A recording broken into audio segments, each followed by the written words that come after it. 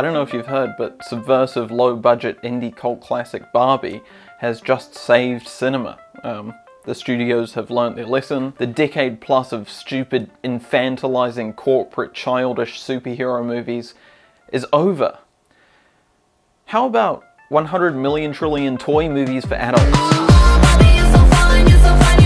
Now, before you jump into the comments to defend the honor of toys, I enjoyed the Barbie movie, okay? And we'll leave it at that. We won't get into my Barbie opinions because I don't want to alienate you, the consumer-brained American, easily tricked by meta jokes and marketing copy. So we're not going to talk about Barbie. What we're going to talk about is Mattel has 45 toy movies for adults in development right now. So what the fuck is up with that? How is that even possible? How far back do we need to go? 60s? 50s? In the beginning of time, there was nothing, and then there was the old Hollywood studio system. And the current blockbuster really comes out of the collapse of that system in the 60s. The studios were regulated, television was becoming popular, there were just generally more leisure options available to consumers, and the movies themselves had become stale repeats of the past with bloated budgets and diminishing returns. So it all fell apart, leading to a resurgence in independent cinema, foreign cinema, and the American film industry really had to pivot to just trying anything, giving creative control away to a bunch of brand new directors. And that's New Hollywood, which created a fantastic era of cool stuff getting made, leading up to Jaws and Star Wars. Big event movies that they've been trying to replicate ever since. And there was a shift increasingly to huge, big budget films held up by big marketing campaigns, where the studios and the distributors would plan all of their marketing for the year around these big movies and try to create some event. And not just trying to create an event at the movies, but some sort of cultural brand that would then have profits going forever. You know, most of the money from a movie is made immediately, opening weekend, but the blockbuster studio system relies on baking in so many downstream profits that you're never gonna lose money. Big conglomerates were taking over the movie companies and making movies with a view to creating lucrative licensing deals. It's a system that prioritizes efficient products over creativity, and really actually prioritizes creating the minimum that people will accept, and nothing more. Huge, big marketing events held up by shady Hollywood accounting methods. Or as they're more commonly known, Hollywood accounting methods, which was of course huge for toy heads and advertising fans. Star Wars really brought toys and merch into that. If I had more time, I could have done a through line there where the Kenner toys and Mattel had to respond with Masters of the Universe, and that ties into Barbie, and anyway. That's not a clever anti-through line. I have just thought of that. If you've seen my videos before, you're going, he's made a thing of that, so that'll come up later. It won't. I just thought of that. I'm not going to bring it up again. You'll just have to imagine how that would have tied into the video proper. But we're really still in the blockbuster era. The only thing that's changed is it's gradually been getting more extreme. There's fewer hits now because audiences are more compartmentalized, they're less social, there's other options, the offerings aren't as good. So the studio's solution has been consolidation, really trying to make one massive event every year. It's a very clever strategy. Only make massive hits. What a good idea. But really it's about dominance. Increasingly cultural capital matters more than anything. Having a big brand. And Disney has really been able to win out of that. They've been buying up the most recognizable IP, cutting all of their smaller movies. They've just purchased their way into having the most cultural capital. Everyone else is trying to do that. There's been a lot of mergers lately. And that's why we're flooded with recognizable IP. Not because anyone wants to see that necessarily, but it is a decision that can be made at an executive level. Actual creative work is difficult for investors to speculate around, but an executive can ask for some IP projects to be put into development, and that justifies their existence. That's really the game right now is whoever owns the most stuff already. In the Barbie soundtrack, you maybe see that very nakedly, where interpolation is everywhere in pop music right now, right? Songs that sound like songs from the past. It used to be, if you wanted to reference some IP in a pop song, you would get legally fucked over. But now, these companies own all of this creative property and they want to reuse it, to cash in. They're trying to get people to use their IP, to keep them in the cultural consciousness. But that's where we're at right now. We're really stuck just repeating the past. As the Barbie movie tells us, ideas like Barbie live forever, which is not true, obviously. Mattel spends a massive amount of money to keep the Barbie IP, to keep it in the consciousness. It's less of an existential statement than just one about copyright law. Anyway, we're not talking about the Barbie movie. We've got stories that have little to offer other than checking the boxes of brand messaging and story structure while winking at the camera occasionally. God, when brands are self-aware, it's so funny and clever. We've got multiverses and universes and lore, and it's just taking versions of the past and injecting them with some of the present to keep them forever. Nothing can be lost. Never move on. Just be a child forever, comfortingly trapping us in yearning for return, and whatever. What's that? An actor's dead? Dig him up! Dig his corpse up! Anyway, that's not really what this video is about.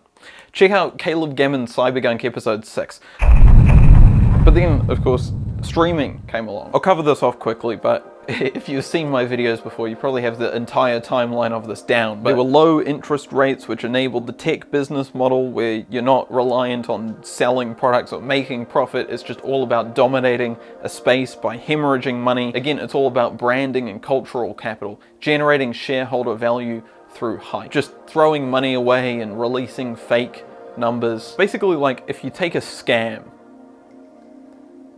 and you do a scam. So that's going great. The tech companies are going to destroy old media by undercutting it at a loss, and somehow that's going to work out in the future or something. But then traditional media did the unthinkable. They all got into tech. Tech was killing media, so media wanted to become tech, and they were really good at it. They could lose more money than the tech companies. They could justify those losses as loss leaders for their brands, for their investment, and they could lose money in even more spectacular ways than the tech companies. And what was just tech trying to undercut traditional media became all the traditional media companies trying to fuck each other over. And they were able to lose insane amounts of money. Warner Brothers, of course, did a big COVID gamble where they just released all their stuff on streaming. The theatrical window where movies used to make all their money, they just got rid of that to try and build up the HBO Max brand in a fucking insane. That was never going to be financially justifiable, but it was a really spectacular way of fucking each other over while fucking over entire industries and professions beneath them. So that was really awesome and cool, but they were a bit too late. The interest rates went up. And it turns out the plan of losing money forever doesn't work so well when you can't borrow money for free. So they're all pulling out hard, cutting content, cutting their losses, increasing their prices. You've seen this, right? All of the tech companies are doing this. It was all built on borrowed money. None of them had a real business model, so it's all fucking crumbling. And people were like, why? Why would you get rid of HBO Max, this great brand? Why would they do this? They had the best content. Yeah, the reason they had the best content was because they were burning the most money. It didn't make any fucking sense. And now they know they're not gonna long-term outcompete the other streamers. It doesn't make sense to release HBO shows immediately onto streaming. There's no future there. What you want to be releasing on streaming is like stupid fucking reality TV content that costs nothing to make. The problem with HBO Max is it was literally too much quality. But as the media and the tech companies raced to fuck each other over, they did sort of incidentally kill a lot of the downstream profit. A lot of the guarantee that a blockbuster would make money was from the DVD and Blu-ray sales down the line. So the downstream profits are still dead. Streaming is still kind of here to stay. It doesn't make any fucking sense. They shouldn't have done it, but they have. They've screwed themselves over incredibly. And the investors aren't around anymore either. Big tech and streaming and advertising has all proven to be a bit of a fraud. So they've all pivoted to much more stable investment, AI speculation. But we have had these insane flops, right? Indiana Jones and Flash and the Marvels are not hitting like they should have. The Flash was packed with multiverse nostalgia and no one gave a fuck. So that's quite nice. I think there's a few possible broader reasons why people haven't gone to these movies. Partly, they're too expensive. While the macroeconomic lines are in pretty good shape, buying power is low. Going to the movies is relatively costly for people. The theatre experience sucks. Streaming has been undermining the theatres for a decade, and that's had an effect. At the same time, watching movies at home is quite good now. But also, an interesting thing is people seem to be less aware of the movies that have come out. Now, partly, movies aren't like the dominant mass media product right now, right? You know, social media has been undermining that for 20 years. But these big flops, these big insane flops, have these budgets that are massively overinflated, partly because of COVID, partly because they've been in pre-production for way too long. And basically, they were being made while the thing to do was to throw as much money away as possible. But when they were being marketed, the thing to do was to cut your losses as much as possible. So I think what we're seeing is overspending on the production and underspending on the marketing. But also, people aren't going to the movies because the movies look like they suck. Which, again, I think we're still dealing with COVID production, which made things a little bit wonky. But we're also looking at increasingly corporate products, more of the same. The creatives themselves are sick of working on these things, and increasingly original movies that are aimed at adults are not in theaters, and it's just getting tired for people. The goal has really always been to create a production line for hits. And so these stupid fucking execs, they really hate that creative work is part of this process. You can put a hard price and time on what it's going to take to build a set, but the creative parts are a problem. Art is hard to quantify. They're trying to churn out the bare minimum, and there's these fuckers in the way trying to do something worthwhile. Writing is annoyingly more than just typing. It's largely thinking, and it takes brainstorming and rewriting and discussion and getting involved throughout the creative process, which is terrible. Ideally, it would be reduced to just typing. These fucking dorks, all they do is like trade IP, and they believe that they add like 1,000 times more value than any creative involved. They refuse to compensate people properly. The scam known as streaming allowed some new opportunities for that, and AI allows some new opportunities for that. Scripts being written by AI is not a reality. Sure, you can get GPT to give you a page of some passable sentences. It's fucking nowhere near an actual script. Fundamentally, predicting the most likely tokens is always going to give you generic dog shit, but it is a useful threat. The threat isn't that AI can write script. It's that they want to atomize work. Following in the footsteps of tech, they want to make all creatives into gig workers. Their dream is that they could get writers to do little bits of punch-up on some AI slop, and, you know, not pay them or credit them. Gradually workshopping slop into a real script, but removing all of that inconvenient creative investment and humanity from the process. And to make it worse, if you've ever posted anything online, it's already been stolen for use in these AI datasets. But if you rip a Blu-ray, these companies would ideally have you killed. Corporate entities get rights, but human people can get fucked. They've been fracturing work into smaller chunks. They've made work more precarious for people. They don't share the profits with people. The way that Mattel have been developing these toy movies is with really short little development gates. They bring in some writers to do a pass on a story, take a look at it, and get rid of the writers. It's like they're just trying to make it impossible to make good stuff. And of course the guilds are on strike right now around some of the stuff. And more, this video isn't about the strikes, but they want to get the residuals that they're owed. They want to have some say over being copied by computers. They want to not have to be punching up AI scripts forever. Hopefully they get their basic needs met out of this, because, you know, not only are the ludicrous contracts, the tech threats, and the lack of pay just affecting people's livelihoods, it's also creating some very dog shit content. And of course, with the success of the Barbie movie, the studios famous for learning the correct lesson, are going to make infinite toy movies. But actually, far from learning the wrong lesson, this was exactly what Barbie was designed to do. Mattel have been trying to get their subversive, feminist Barbie movie made for a long time now. And a lot of people just couldn't do it, just couldn't work out how to do a subversive, feminist, capitalist ad. But now they have. It's the most important work of all time, and I can't believe Mattel let them get away with it. Just kidding. I can easily believe that Mattel let them get away with it. It's everything Mattel has ever wanted. It makes Mattel look incredibly fucking good. Anyway, but they gambled huge on this thing. You know, this seems like the biggest marketing campaign that we've had in years, and the reason for that is that it's the biggest marketing campaign we've had in years. No, the reason is all of the hopes and dreams of Hollywood were riding on this thing to save cinema. It would have been pretty fucking embarrassing if it wasn't a mega hit, after they clearly spent like 10 times their budget on marketing. Plus all of the organic marketing, which you got in on, didn't you? You fucking rube.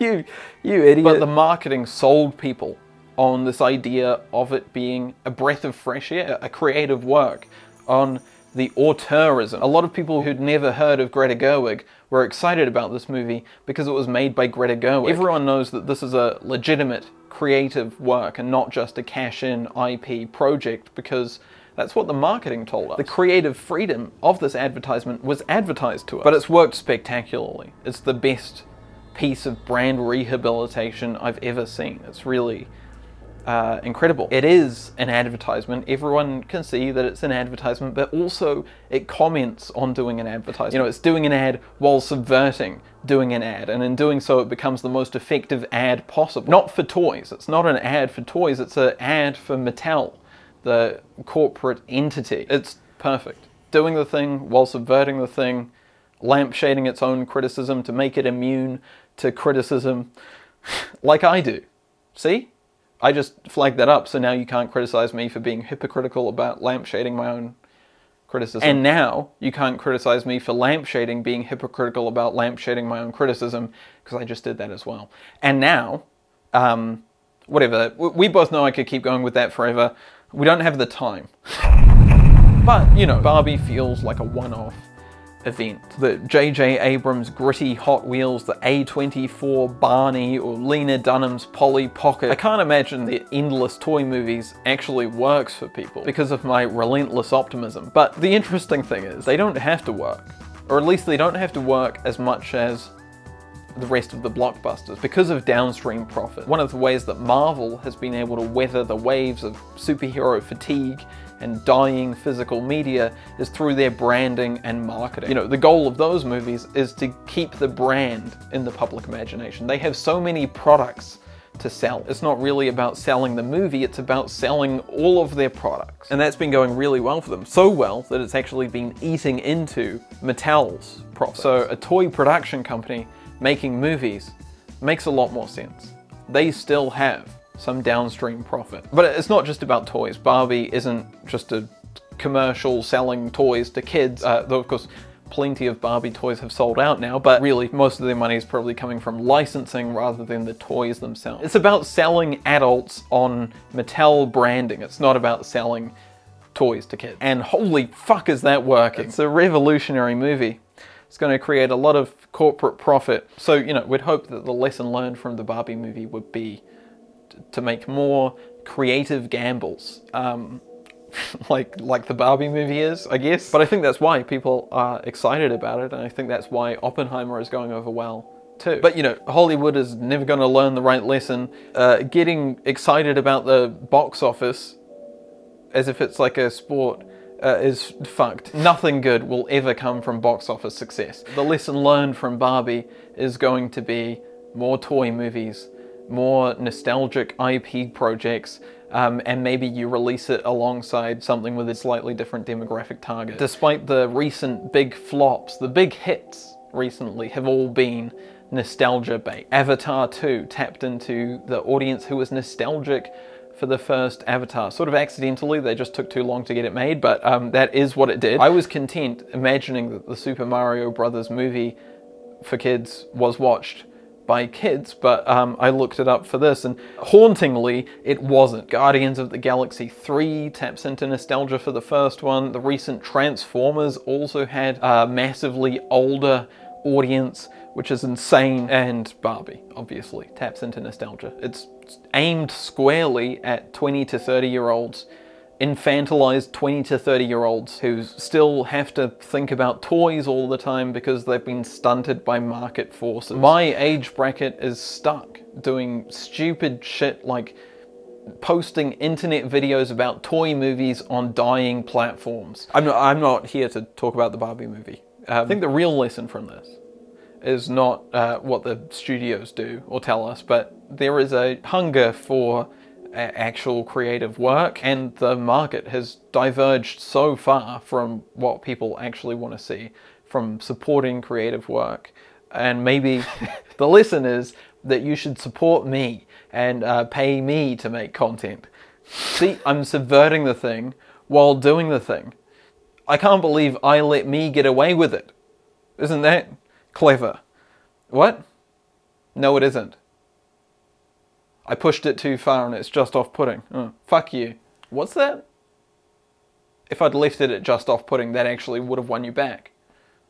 Grow up. Barbie, my Barbie, she lives. Oh.